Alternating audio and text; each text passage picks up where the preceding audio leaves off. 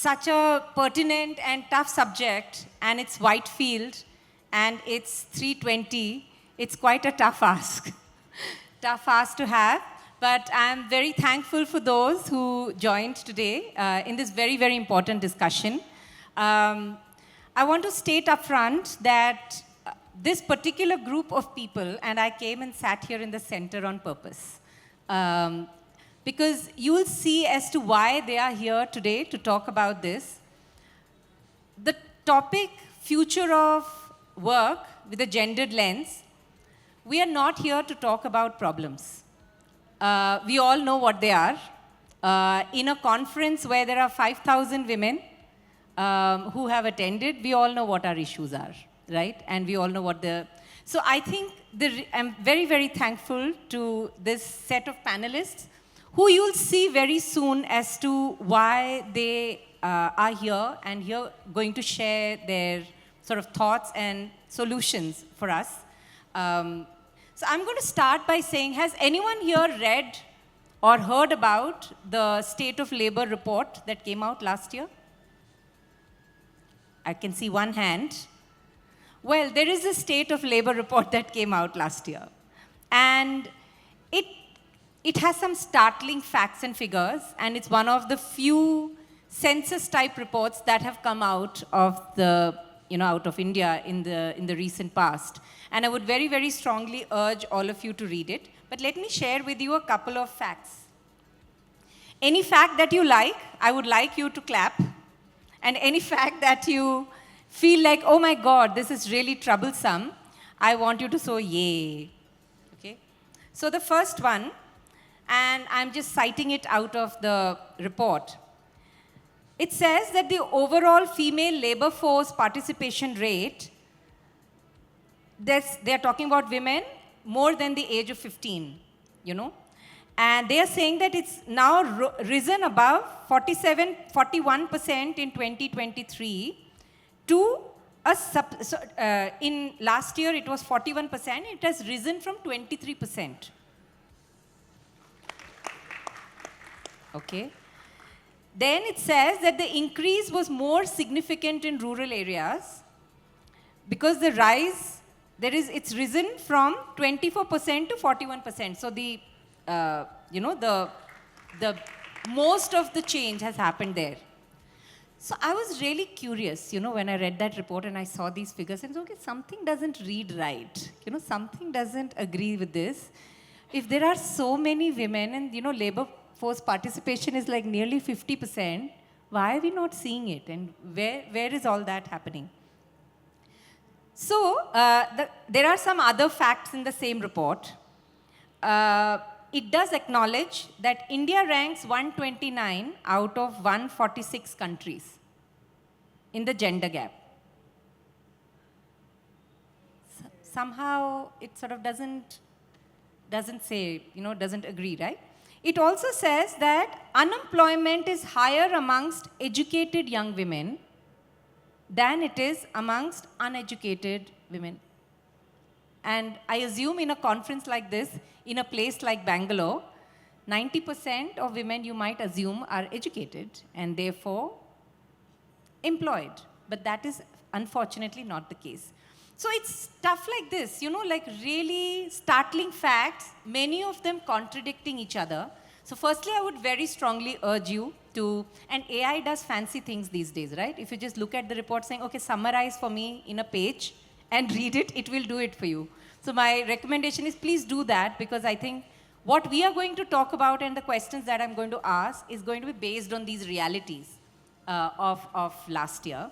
So early this year, I had the opportunity to meet Kamal. He's, by the way, the most sought-after recruiter for every GCC in the country. Big round of applause. Someone you all need to definitely be in touch with, FYI.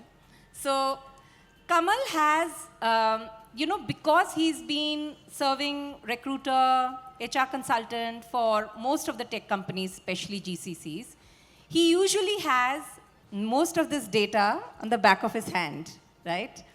And when I talked to him about this subject, he said, oh, let me think about it. And I said, okay, if you are having to think about it, to me, that is the biggest problem, right? So I gave Kamal a month and a half, nearly, to work on it and come back with what does your crystal ball tell you now, Kamal? By the way, real appreciation for the choice of your clothes.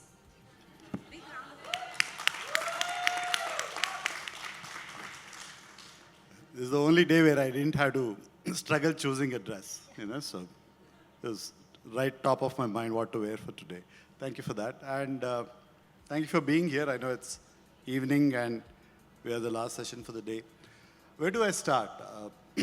The question I asked myself when I was invited here is, what am I doing here? Because this is not the space that we play. We recruit for GCCs, mostly greenfield GCCs, and the entire range of topics that was given to us was not in my area. So like she said, she gave me a month and asked a few things to me. And I went around, looked for the workforce data that we generally compile. And one thing that hit me strongly is the experience that I had in about 2.5 years ago when we were setting up a greenfield GCC for a UK-based company. It was a financial investment firm.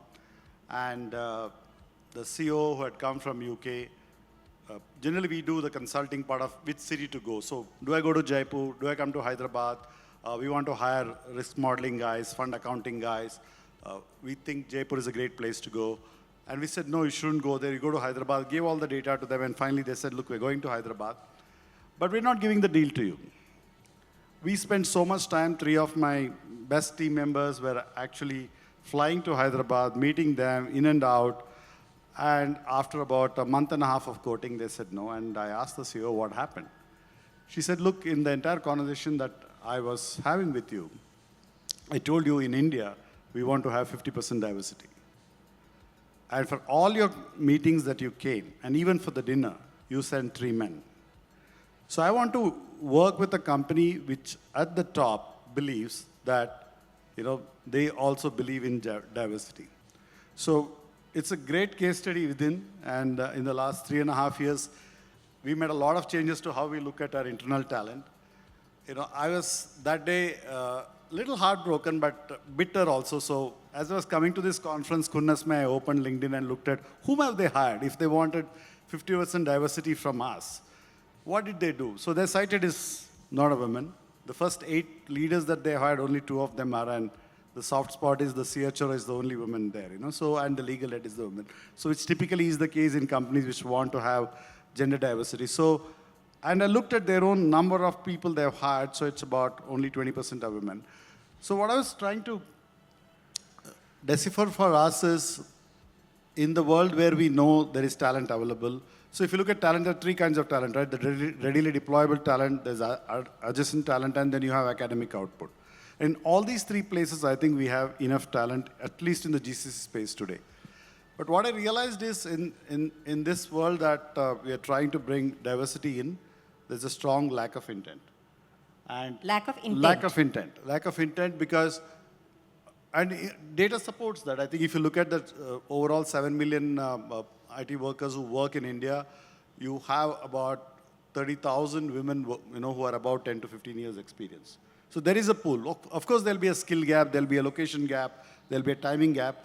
But I think when I look at that data point and look at whom companies are recruiting, I believe there is a lack of intent. So that's my starting statement, if at all.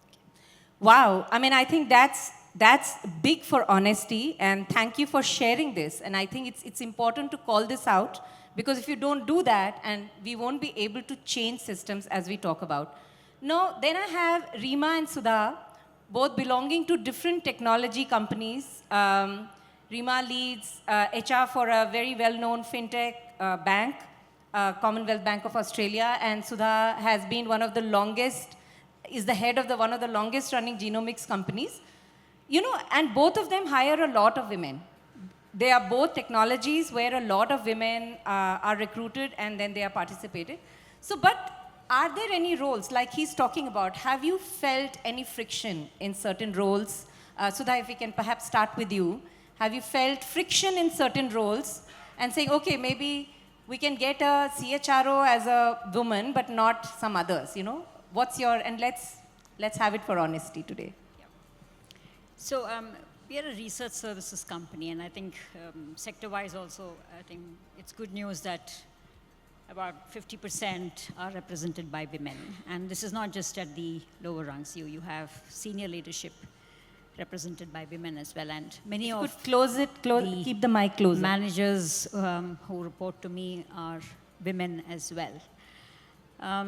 In terms of friction, professional, there are, right? For example, there are advantages of the male gender that women don't have for certain things. Just like, for example, how easily can you travel, right? If your senior position requires a lot of travel, especially in the marketing and sales, how easily can you travel? Can you hobnob with a glass of wine or beer in the evening until, say, midnight with no worry of sticking to your time, right? So there are freedoms that a gender has, which is probably not there. It's more self-inflicted, but it's there. And in fact, it just happened in our company that there was a CTO position for which both a senior male and a female were vying for. And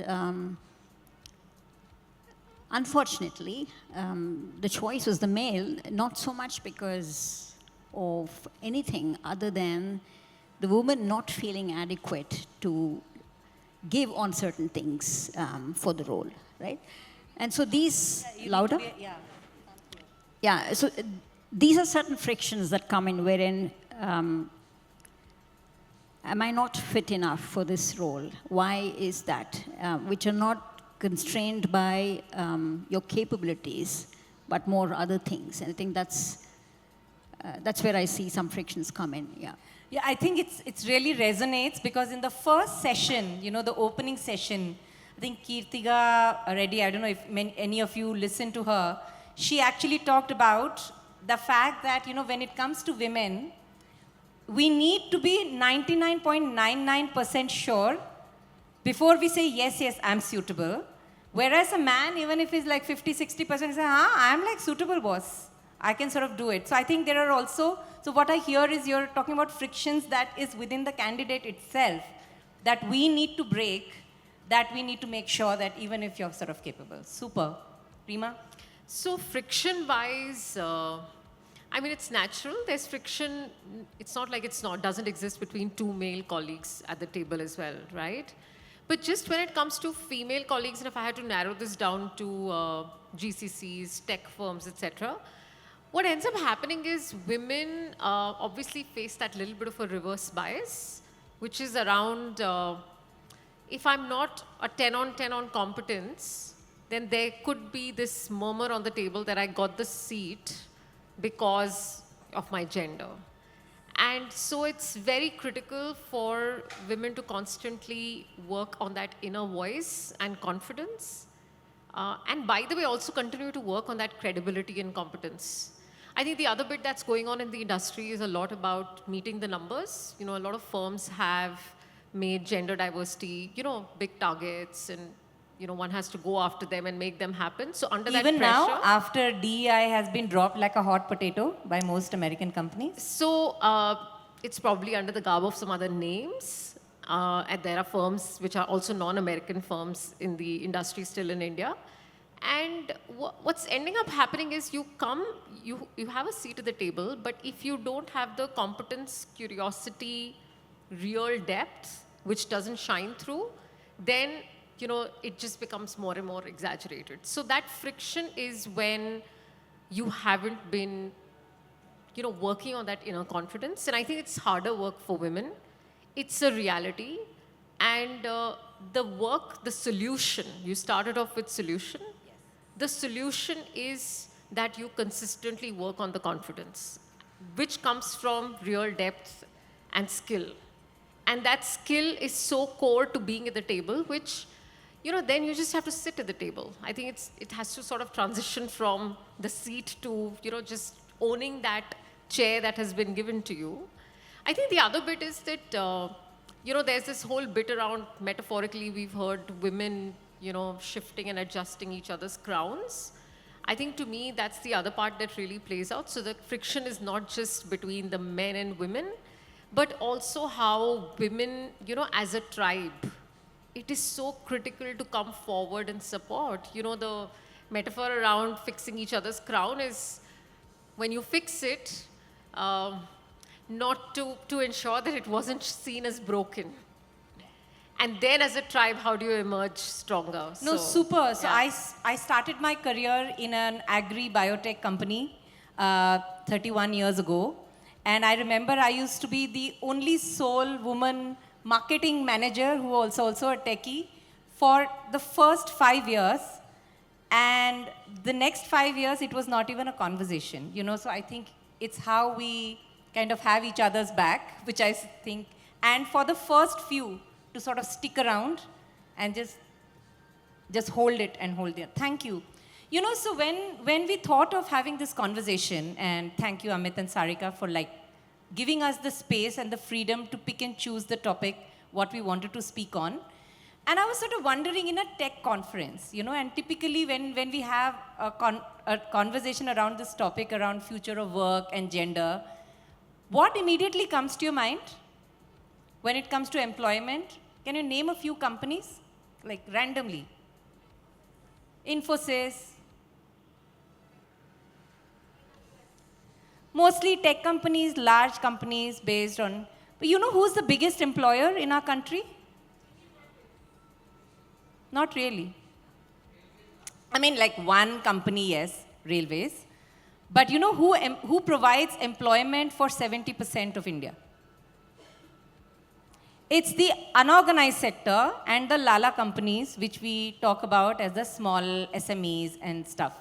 So, Geeta, so thankful that you're here. And I felt like it was so important for us also to understand, because if we don't look at gendering the lens across board, across the system, just by having a very, very myopic view on a 1% of the 10% is not going to change system and change status quo for any of us at all.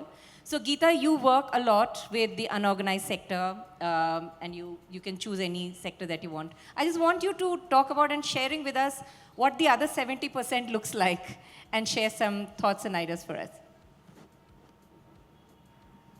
Thanks, Meena, and thank you for having us here. I think it's super important that this conversation, or the voice that I'm going to represent, is going to be audible here. First of all, it's very heartening to be here, because I've been in largely male, predominant male spaces. So to just see so many women and non-binary folks taking over this space and engineering what the future could look like is very, very heartening and inspiring. But as you said, and I want to go back to some of the figures that you spoke about, Meena, which is that, and add to it, because some of those numbers are very common to us in the labor rights community, that one is that, like you said, the labor force participation of female is going up. And I'll come to the point about counting and the point about recording those numbers in a bit. But just before that, few other statistics. One is that 80% of the workers are informal. What do I mean by that? I mean that they do not have contracts. Their employment relationship is not decided. They work in sectors that are not organized. That doesn't mean that they're not organized as a collective, but they are in sectors which are not which do not have employment relationships that are fixed, which means that they're out of labor protections, which means that any kind of rights that you and I in a formal workspace would have is lacking, right? So that's the kind of workforce that we're looking at in this country, and that is the reality of India's labor market. And this labor market is largely informal. And this informality leads to several kinds of violations on a daily basis. And which is why I would want us to shift this gaze from either a tech sector or either from a corporate office or from formal employment, to look at our industrial peripheries, to look at our construction sites, to look at the small and medium-sized enterprises, and see what is actually going on with respect to even tech adoption in those spaces. Just to give you two anecdotes from our work, I work closely with the construction sector, and we look at how automation is happening in that industry. And we see that construction is one industry which is actually hesitant to adopt innovation. If you look at automobiles or aerospace industry, they're very, very fast in adopting new technologies. We're talking about Industry 4.0. But in construction, it's a slightly more hesitant space. Production is very fragmented. The labor chains are quite fragmented. And in that space, what we see is there is increasing adoption of automation. We see that there is increased adoption of off-site production. But what does that mean? That means that the task specializations are increasing, and there is greater outsourcing, greater new jobs are being created. So it's not like there is massive labor displacement that's happening, but there is reorganizing of labor that's happening. And within those tech roles, we are not seeing women. We are not seeing women participate in either participate or even being trained to participate in some of those technical roles or skilled jobs. I'll just go with two small examples from our fieldwork. One, a very large tech company in this country boasted that we don't have women on our sites because it is risky work. So it's not like adoption of technology is making work any less risky or physically less burdensome, but it is pushing women out. So in your infrastructure projects, in your high-rise building construction projects, you are not seeing women working on site. You go to any of your metro construction sites, you will not see women working on those construction sites, while they have been the backbone of building our cities, our homes, and this country. Similarly, if when we asked a labor contractor, if you could keep it closer. Yes. We asked a labor contractor, will you be willing to train women on site? Because that's another thing that we realized. If women have been working over the years at construction sites, it's not possible for them to go off site and learn and get trained. So your skilling programs are also have to be relevant to women who are already part of the workforce. And when they are part of that workforce, it's not possible for them to go out. And when we told them, and this was in the context of Ahmedabad, Gujarat, where most of your construction workforce there is women, Adivasi women from certain regions of Rajasthan, Gujarat, and Madhya Pradesh who come to the city to work in Ahmedabad. And their labor contractors told us that we don't hire women because they wear ghagras. And because since they wear ghagras, they cannot climb up, they can't do plastering work, or they cannot be taught to handle machines. So we are a country that is innovating and is building skyscrapers. We are a country where we are building smart cities, but we cannot get women safe workwear that will help them to do the work that they can actually do. And this reality has to be contrasted with persistent wage gaps. What we are seeing is not just in construction, across informal work, women get 20, 30, 40% less than their male counterparts in all the similar work that they do. And I'll come to this in a bit when we talk about solutions also, because the one thing that you mentioned, increasing female labor force participation, that same report will tell you that wages are stagnating. And that is the number that we need to look at. It's not only increasing women's workforce participation. And how is that coming? There are two things. One, there is an issue of counting, that there has been greater recognition of all kinds of work women do, including unpaid care work, that is getting counted now. So you see an increase in labor force participation.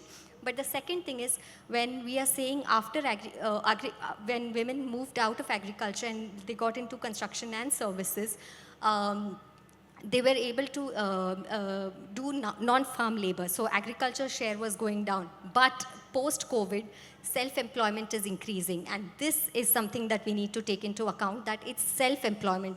And when we say self-employment, it's non-waged work, it's insecure work, it is work without any kind of labor protections. I think it's also important to acknowledge, Geeta, that when we are talking about unorganized worker, say even for the audience that is sitting here, most of us are increasingly looking at gig work, right? We are also looking at gig work, and I think it's really interesting to see just in this week, new labor laws. How many of you have known about it? At least a few hands going up. And I think it'll be interesting to see how these are viewed and how these are adopted. But thank you for bringing it, because I think when we are talking about the informal sector, sure, we need to sort of look at the 70%, that you just referred to. But I think even in the 30%, you will see more and more gig workers and more informal economy or self-employment as one looks at for this. I'm going to come back to you, Kamal. One of the strong points that has always been cited when it comes to having more women participation in labor force has been the fact that organizations would become more innovative, organizations would become more nimble, you will get a different perspective, and so therefore you will become sort of more aligned with your customer needs, etc. Just 2 weeks ago, we heard about L'Oreal starting the first ever all-woman supply chain warehouse. Has anybody heard it? You know where it has come up? It's come up in a place like Indore. Amazing, right? I think I look at this as, a sign of future of work if you really hope to do right. I think a lot of it has got to do with the fact that there's been a certain change in leadership at L'Oreal at the global stage. Most of you are aware that Leena Nair has, it's actually L'Oreal has also had a lot of change of leadership, and perhaps that's sort of changed. And this is going to be managed by Mahindra Logistics, this particular warehouse.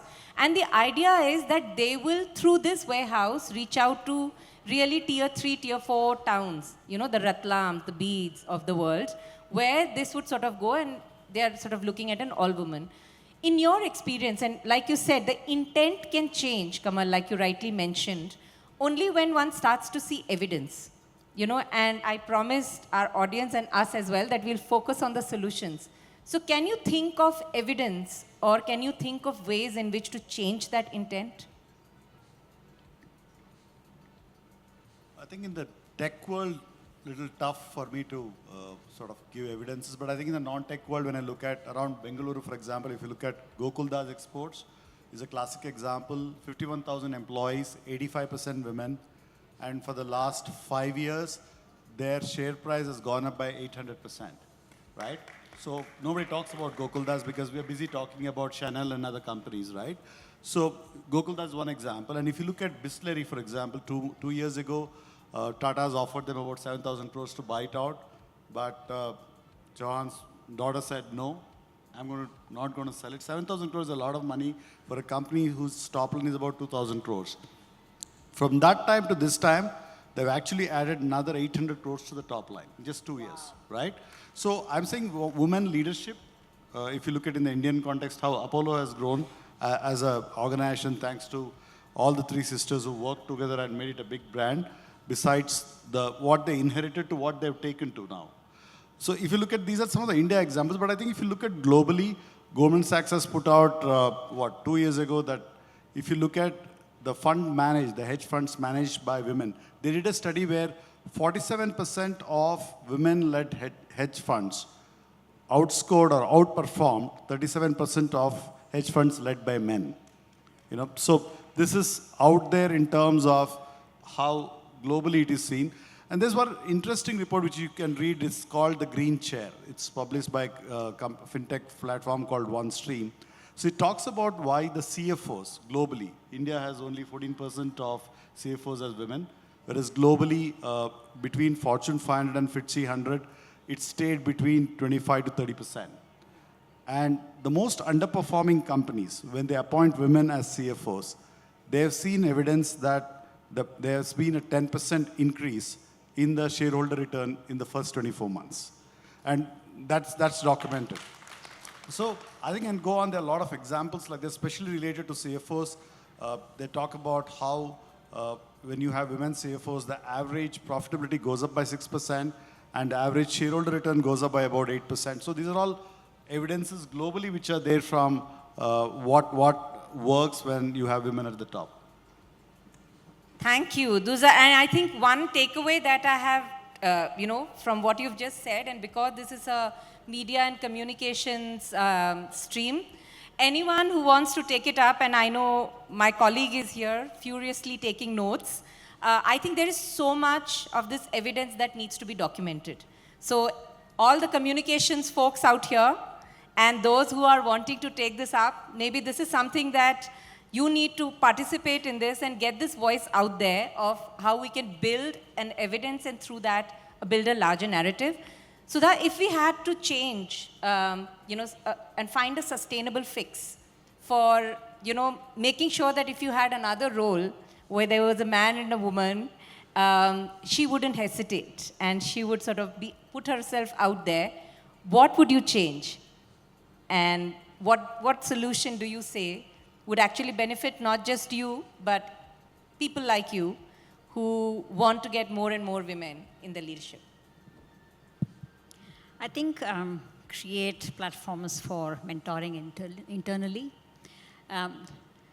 Women should provide that strength and mentoring to people who work with them and give them the confidence. I think that's the missing point, where lack of confidence is what sort of prevents them from going up. And if women leaders within the setup, within the organization, or whichever structure you're looking at, can create these platforms or mentoring programs, I think that will make a very big difference, because it's through experience. They've gone through the journey, and then you can show a path where it is possible. Couldn't agree more. Incidentally, I ran a masterclass yesterday on how to look at gender design to create entrepreneurs. And two of my students, who I have not been in touch for 20 years nearly, one of them did a course, an entrepreneurship course that I did in 2013, and one in 2019. Both of them are entrepreneurs today. And they said, they just continued that journey. So couldn't agree with you more. There are so many suggestions, and we just have to put ourselves out there and make sure that, because you never know who and which moment sort of inspires other women. Reema, solution from you. Solution from me, I'll come to my personal one, but I just want to react to Sudha's, because yesterday I attended Meena's masterclass, and between Meena and a few other folks, they kept saying, if you can do it, I can do it, in Hindi. And I think that's the part that you're referring to, Sudha. The whole, let me look at someone and feel inspired. If you can do it, I can do it too. And, just sharing of backgrounds that I may have come from a background that, by the way, doesn't look like how I look like today. That's the part of those are stories to tell. For me personally, I think it's very important to acknowledge that we've made great progress. GCC industry especially, it's not where the world you're in. We really have changed the game in the last few years. Organizations have been so focused. So I think we should celebrate what's gone really well. The part that I think still needs huge work is what's going to come into the workforce in the next 10, 20, 30 years for us to have more Nykaa, Mama, Sugar Cosmetics, a lot of that. I'd go to schools and colleges and ignite curiosity and ambition. And I think if we're able to do that, systemic change will happen with that. So super. So in 2020, during the pandemic, we did some work at Niti Consulting with an organization called Ajivika Bureau that works a lot with migrants and some of the people that Geeta sort of talked about. And at that time, we noted in that particular report, it's available on our website publicly, it was less than 2% women who were acknowledged as paid workers in those construction sites. And this was exactly what we had suggested and recommended to them, saying that there needs to be like on-the-job training so that these women could have an opportunity to earn not just like a daily wage, mandated daily wage, but also have an opportunity to grow. Happy to say that last year, we had an opportunity to review, whether all the recommendations that we had made had what changes they had happened, was that the paid women in those particular sites which that organization ran has gone up to 12%. 12%, you might say, oh, it's such a small number. 12% in that industry is huge, of which, right, you would agree, and of which there's at least 1% of women who have become contractors. 1% of women who have become experts, like plasterers, and, and I think it's like a huge win. Like Reema said, we should celebrate these wins, and not just keep talking about it and document it more, so that it sort of also shows the contractors and the builders and many other powers that be, talk about the Gokul Dasas more, so that it sort of shows that it's not necessary that only if you have like these fancy swish offices where innovation and change and leadership can happen. So Geeta, solution, sustainable fix from you. Yeah, thanks. That was one of the examples I was going to talk about, the on-the-job training for workers across different sectors who are working informally. But the second important one, and I think this will apply even to the formal sector folks, is infrastructures of care at the workplace. Whether it is your toilets, very basic but lacking, whether it is your childcare facilities, again very basic but lacking in most places. And generally childcare is seen as women's responsibility. Childcare is seen as something that women workers will require at the workplace, but that's not true. Childcare is any worker's requirement at the workplace. So if we sort of build these infrastructures of care along with, of course, cultures of care and inclusion, I think that will go a really long way across sectors for not just increasing women's participation, but making work more dignified. Thank you. And I think these innovations, I feel like, if I can just summarize from everyone that I've heard, I think these innovations should come from a place that is rooted in our culture. If we just adopt blindly what has happened somewhere else and try to apply it, I feel like, you know, in our experience, we found very little actually gets applied. Whether it is childcare, whether it is in terms of, you know, the support that we provide each other, men with women, women with women, men with men. I think we need to just change the narrative in the context of where, and what we want to sort of also move is from this very strict, boxed, rule-based systems to relationship-based systems, where we believe in sisterhood, and I think which is why this theme of Unbound is just so relevant in today's times, is that really if you start thinking of what could be and then start working backwards, it'll really help. The fact that there is a labor report, good, bad or ugly, the fact that there have been now labor reforms that have been announced, the fact that there is now a space for people like us to work and talk and contribute about this, I think is like a great start point. But then we've just begun, right? And I think there's need for documentation. We need to talk about it more, and we need to highlight these stories of change that are emerging from our context. So I just want to thank all my panelists. We haven't even scratched the surface, as you can tell, but I'm greatly thankful that all of them came, and thanks to all of you who stayed despite it being Whitefield and despite it being 4 o'clock. Really appreciate. We know what it means. Thank you.